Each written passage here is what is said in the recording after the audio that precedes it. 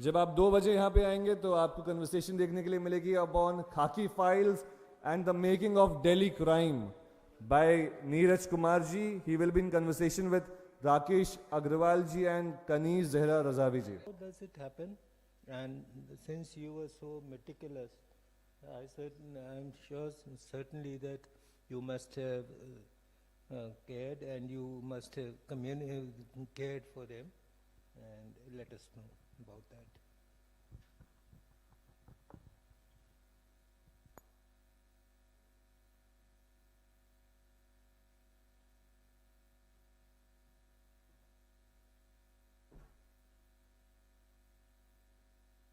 Right, sure. Before we get the answer to Rakesh ji's question, I welcome Neeraj sir.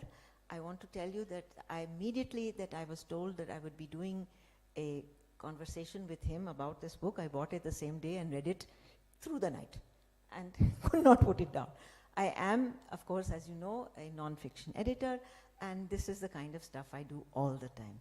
Now, I might have read Nancy Drew as a little child. I might have read Chandler when I was older, or Agatha Christie. But this is real. This is not something that has been spun for the consumption of a reader. These are things that have actually happened. All seen to a lot of clarity and cleaning up of the BCCI. So there is not a small amount of work that Neeraj sir has done. And though we are calling it the making of Delhi crime, I would like to as an editor, I would like to say, and the breaking of Delhi crime. Sir. Thank you, Rakesh ji and Kaneez ji, and also my friend who introduced us for that lovely introduction.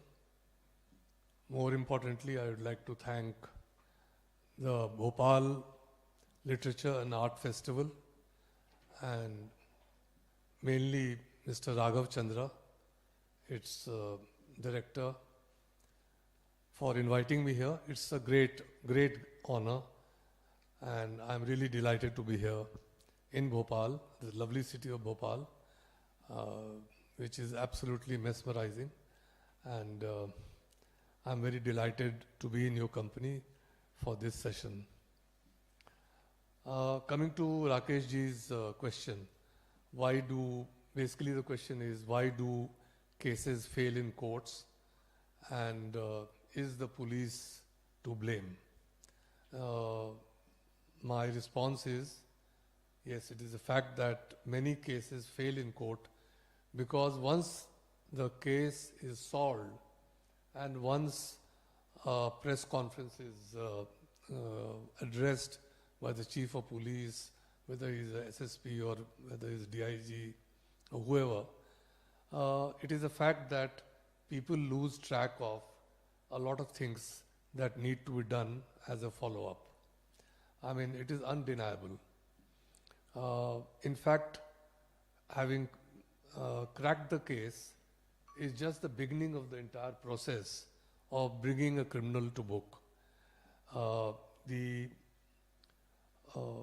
finding of evidence and evidence linking the criminal to the crime and its presentation before the court,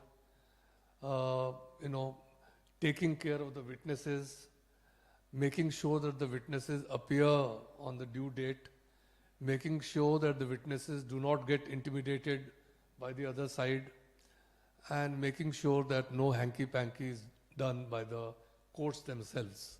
Unfortunately today, we are in a situation where,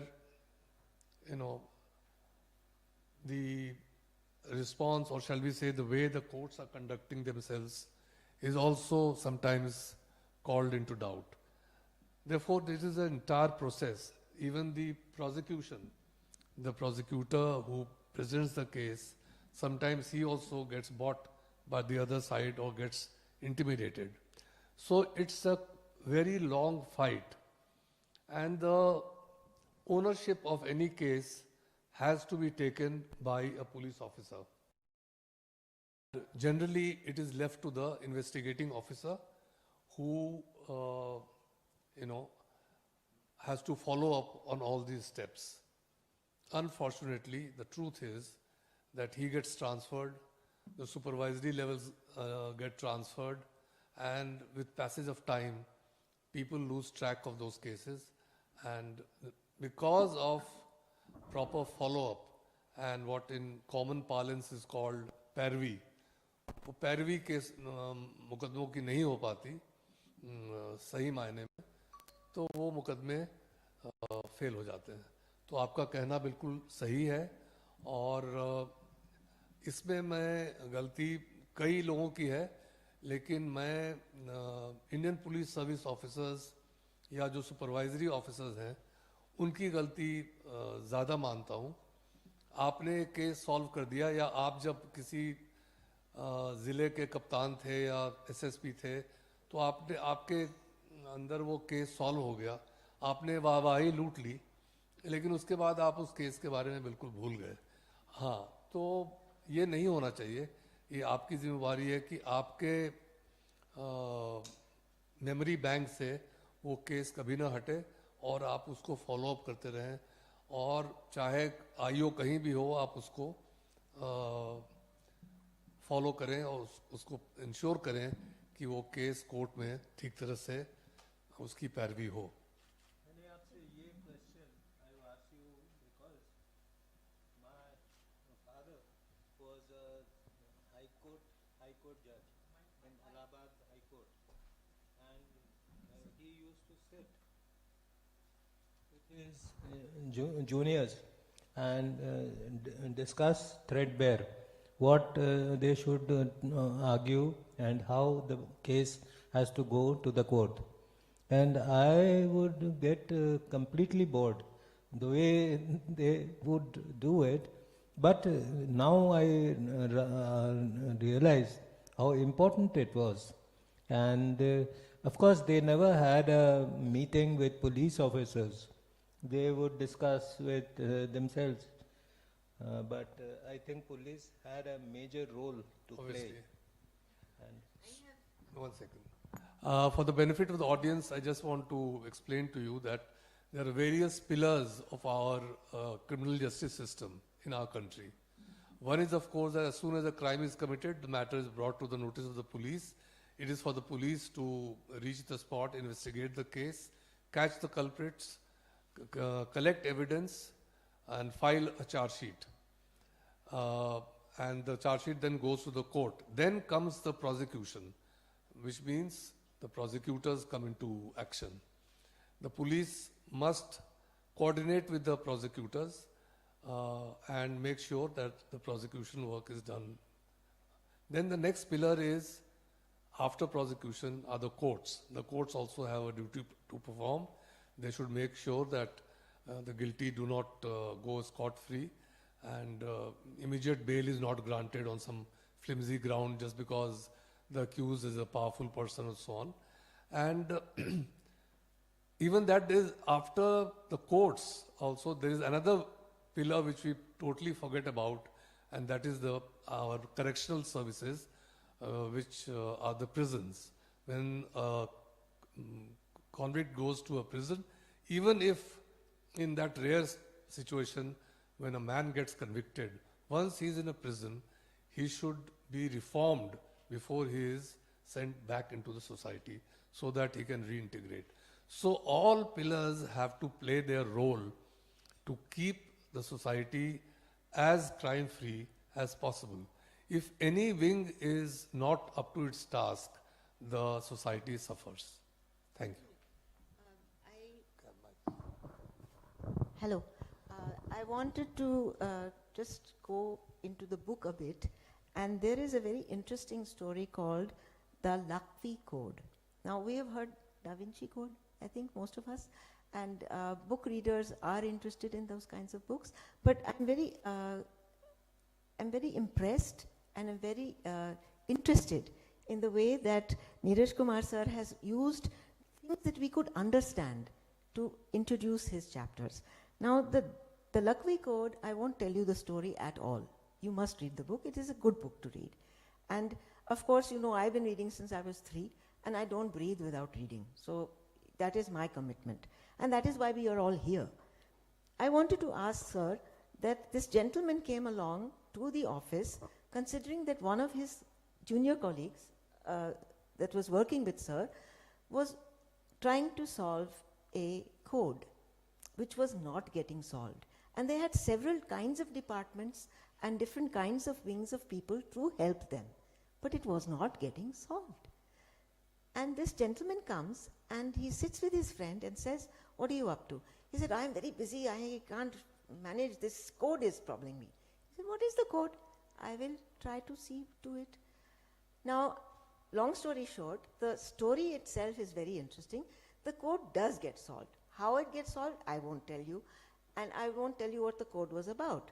But I want to know from sir, did the gentleman who helped you, who was not part of the force, get a job? That is what he came for to Delhi. Yeah, it's a story very dear to my heart as well, where an ordinary, very ordinary graduate who had just finished his education, he came to a colleague's office and found him in a very disturbed state of mind. And when he asked his senior colleague what he was worried about, he said, "There is a very important, very dastardly crime going to happen in Delhi, and the secret to that crime is given in a code, and we cannot crack the code." And that unemployed youth with hardly any background in cryptography, in hardly any background in breaking of a code, he sat over it, and in a matter of a few hours, he was able to solve the crime. And because of that youngster's help, the Delhi police was able to prevent a very serious terror attack from happening. And let me just say that if the terror attack had not been prevented, Nothing. How we find out after 2 years, Noida से ये पकड़े गए this, और ये सारे के सारा जितना ये चोरी करके ले गए सब निकल आया उनके पास से. That was very surprising. no, you should, it should not surprise you. It should just tell you that if the police is determined, it can reach the criminals even after 2 years, and not only catch them but recover all these stolen goods. It is a matter of great credit to the police force. तो वो कहते हैं ना हमारी फिल्मों में कि कानून के हाथ बहुत लंबे होते हैं, तो ये उसका एक सबूत है.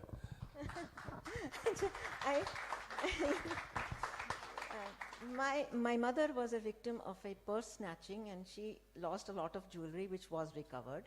And very interestingly in the same way, because those people had seen a film in which somebody grabs a bag, and I don't remember the film. I'm not a Bollywood person.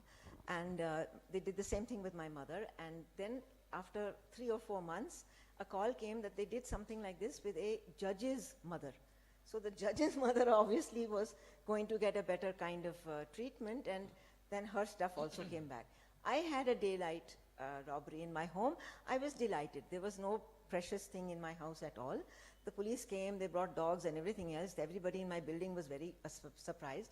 But I had done the PhD thesis, editing of one officer in Bhopal, whose wife I rang up, and he sent whoever had to become, and they did what they had to do, and I dropped the case because it was boys in my building. I couldn't afford to ostracize them, and they didn't touch my books. Not one book was touched. So that was the second thing. The other time, I had to contact the Arshad Wali here in Bhopal. Irshad Wali was able to help me because a young woman was subject to very severe domestic violence, and he was not caught, but his father was caught and put in jail. Since then, that marriage is saved, the family is together, and nobody is beating anybody.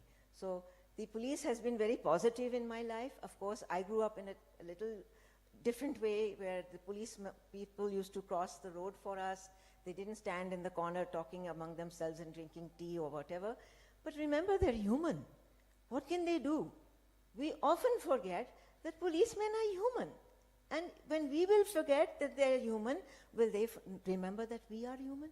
So I really feel that when we read a book like this and we see the process that the police go through to help us to solve cases, and I'm not going to mention the most treacherous and horriblest case there because I also had a daughter in Delhi at that time, and I do believe that case was solved well, and where we went wrong is through the judiciary taking so long. And I don't think that we can debate here that a juvenile can commit is adult crime and still be protected by juvenile laws. What is your opinion about that? See, my opinion has to be the opinion of a police officer who knows that he has to respect the law of the land. And as the law of the land stands today, a juvenile is a juvenile, and we have to deal with him the way our statute books ask us to do. And sure enough, we are duty bound to treat a juvenile differently from an adult. Madam is referring to the Nirbhaya case, about which I have written in a chapter in Khakhi files. And as the subject of today's discussion is the making of Delhi crime, it is on that chapter that series is based. The story is called Night of Shame, which indeed it was. It was the night of shame, the night Nirbhaya was raped, and she was brutalized, and eventually she succumbed to the injuries. It was a night of shame for all of us, police included. And it is just as well that we managed to crack the case in record time.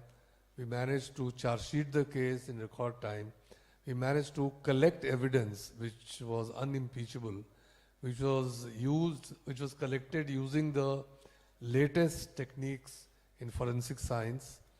And I can proudly say that, it took time, but the case ended in conviction.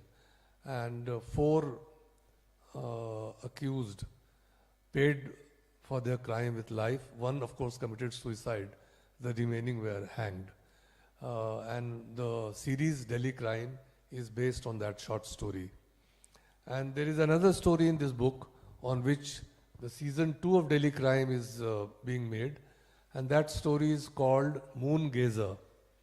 And very interestingly and coincidentally, it is about an erstwhile criminal tribe which belongs to Madhya Pradesh, to the district of Guna. Under the British, they were labeled as criminal tribes, but the Criminal Tribe Act was, as you know, it was done away with once we became independent. But unfortunately, despite all the government initiatives, some of them continue to commit very grievous crimes.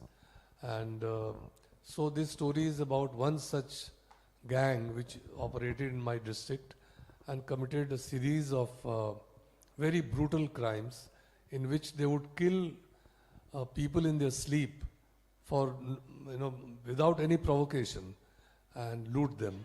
So that is another story on which a web series is being made, and that will be the season 2 of Delhi Crime. I want to thank Sir and Rakesh Sir for this very dynamic kind of discussion.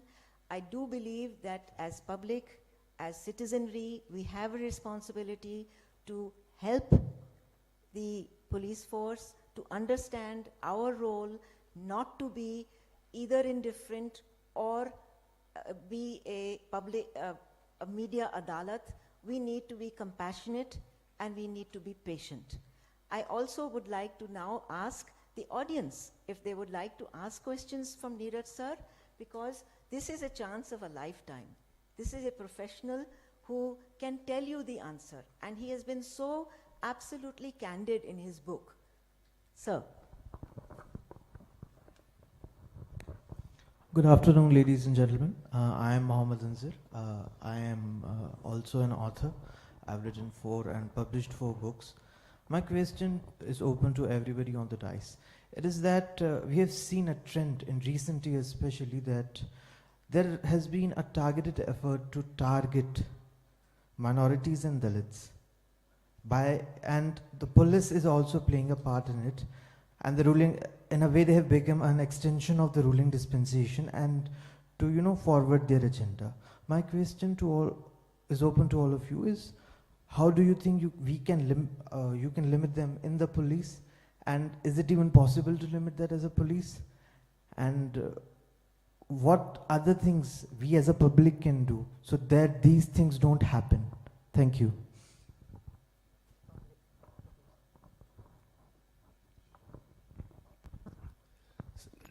I have served in Arunachal. I have served in Mizoram, and so I have dealt with people belonging to tribes. In Delhi police also, occasionally we come across people who perhaps belong to the Dalit community, but coming from a metropolitan police largely, I mean, I have spent most of my tenure in Delhi police and the Central Bureau of Investigation. Believe me, I have never ever wanted to know which community an accused belongs to. Never, not even once. And when this question was posed to me, it hit me like a hammer that have I ever in my career dealt with an accused as somebody different. I mean, an accused is an accused, a criminal is a criminal. He can be from any community. He has to be treated the same way. Maybe in the interiors of our country, maybe in Uttar Pradesh, Madhya Pradesh, Bihar, other places, maybe even the southern states, if there is a station house officer who belongs to forward caste or an upper caste, he's dealing with an accused of a lower caste, he treats him or her differently. But he's not supposed to. If he does, he is liable for the severest punishment. So, Yes, there is please some believe me, when we look at a criminal, for us,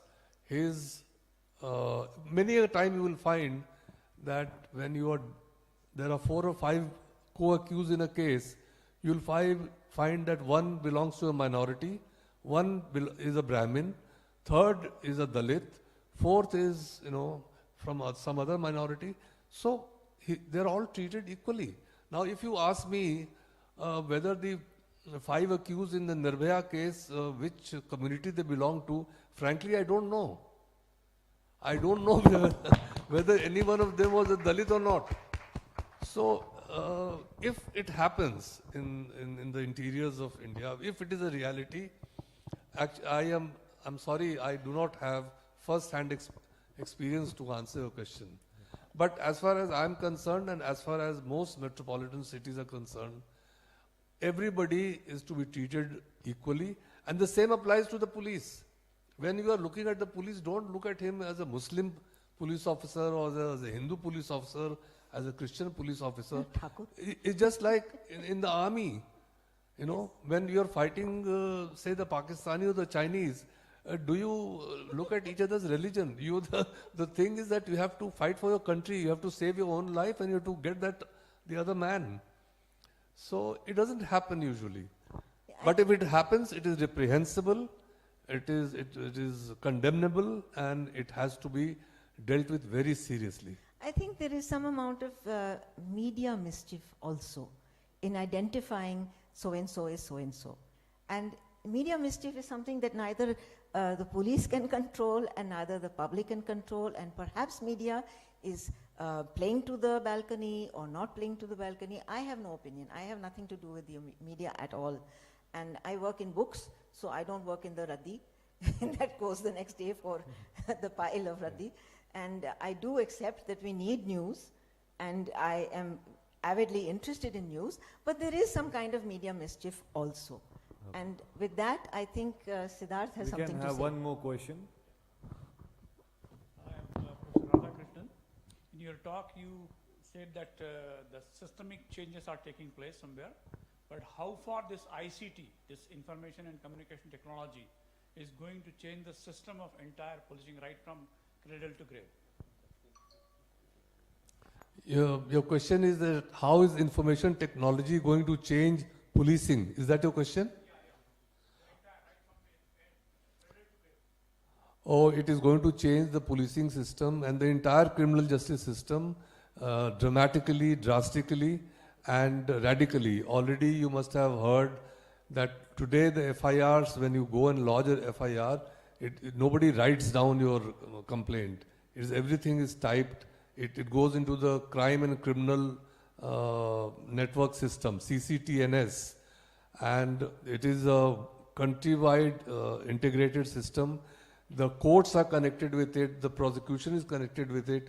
Maybe there are still some shortfalls, maybe this process is still not complete, but in the future, the courts, the prosecution, the jails, the police, they are all going to be on the same platform. That is one. The second most important thing is that every patrol car will be connected with the central control room. Every patrol car will have details of crime, criminals, stolen vehicles, missing children. Everything will be there with the so a driver or a police officer in a police control room, if he spots a child who's alone, he can check whether that child is wanted somewhere, he has been lost or reported missing, and so on and so forth. Stolen property, stolen vehicles, everything is going to be integrated. Now in Delhi, for instance, we have already introduced what is called e-patrolling. You know, a beat patrolman has everything on a iPad, small iPad. Everything connected with his beat is there on, all data is on that, and whatever he observes during a patrolling, he feeds into that and it goes into the central database. These are beginnings. It will take some time, but I see a very bright future. Actually, there is no escape from incorporating and taking advantage of technology in policing and in the criminal justice system.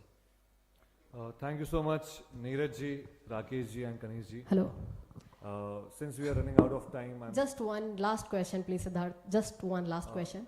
Hello, sir. This side, in the center. Center. Here. Yes, sir. सबसे पहले sir Bhopal झीलों की नगरी में आपका स्वागत है. मेरा नाम शुभांगिनी दुबे है. मैं एक जर्नलिस्ट हूँ, दैनिक भास्कर में कार्यरत हूँ. अभी मैम ने मीडिया के बारे में कहा कि मीडिया का role as a journalist, although I am not a crime reporter, but media जो पुलिस है और पब्लिक है उसमें एक मीडिएटर का रोल करता है. देश में जितने भी क्राइम्स होते हैं उसमें जनता को जो खबर पता चलती है उसका मीडिएटर मीडिया होता है, राइट? अगर आप खड़ी हो जाएं तो सर मैं I am in centre, please look this camera here. Okay, behind the camera. Okay, now I am right in front of you. Okay sir, so here, so the thing is कि media exactly वो चीज़ शायद नहीं लेकर आ पाता है, और आपका इतने साल का अनुभव है, तो मीडिया को आप क्या ऐसी एडवाइस देना चाहेंगे या क्या एग्जैक्टली कारण है कि जनता तक वो एग्जैक्ट केस नहीं पहुंच पाता जो जनता को पता चलना चाहिए? क्राइम रिपोर्टर की इसमें क्या एक स्पेशलाइजेशन होना चाहिए या उसकी क्या जिम्मेदारियां होनी चाहिए कि एग्जैक्टली पुलिस और जनता के बीच में वो रिलेशन बने जो समाज को वो आईना दिखाएं जो रियलिटी है? Thank you sir, that's my question. ये बहुत लंबा विषय है, मेरा ख्याल है आपसे अलग से बात करनी पड़ेगी. लेकिन संक्षेप में मैं इतना ही कहना चाहूँगा कि देखिए, मीडिया की अपने कंपल्शंस होते हैं. आपको आपको अपने टीआरपी और जो आपको आपके एडिटर या आपका जो मैनेजमेंट कहता है, कई दफ़ा उस तरह की चीज़ लिखनी पड़ती है। मेरे साथ कई दफ़ा हुआ है कि जो रिपोर्टर कोई बीट कर रहा है वो आके कहता है कि सर मुझे पता है कि इसमें पुलिस की गलती नहीं है या इसमें ऐसा नहीं ऐसा हुआ था, लेकिन मैं क्या करूं, मेरा एडिटर कह रहा है कि ऐसे लिखो, मुझे माफ़ कर दीजिए सर, इत्यादि इत्यादि। और कई दफ़ा पुलिस भी जो है, पुलिस की भी का भी दोष होता है कि वो खुल के बात नहीं करती, पारदर्शिता नहीं होती है, इत्यादि इत्यादि। तो जब तक ये जो खाई है मीडिया और पुलिस के बीच की वो नहीं भरी जाएगी, तब तक जो रिपोर्टिंग जैसी होनी चाहिए वैसी रिपोर्टिंग नहीं होगी। तो दोनों तरफ कठिनाइयां हैं, दोनों तरफ मजबूरियां हैं, लेकिन by and large compared to some of the other places, I think we are doing fine. We could be doing much better, and inshallah we will do better. Some great insights by the former Commissioner of Delhi Police. Thank you so much, Neeraj ji. And now I would like to invite the Director of Bhopal Literature and Art Festival, Raghav Chandra sir, on stage, and I would request him to felicitate our author and the discussant for this extremely insightful session. The painting is the official mascot of the Bhopal Literature and Art Festival. It's a painting based on tribal art, which has been made by Padma Shri Bhuri Bai ji. There it is, the beautiful painting. A symbol of love, respect and gratitude on behalf of the Bhopal Literature and Art Festival. And a mug to go along for our discussant Kaneez Razavi ji for carrying out such a discussion in such a beautiful manner. Thank you so much, Neeraj ji and Kaneez ji.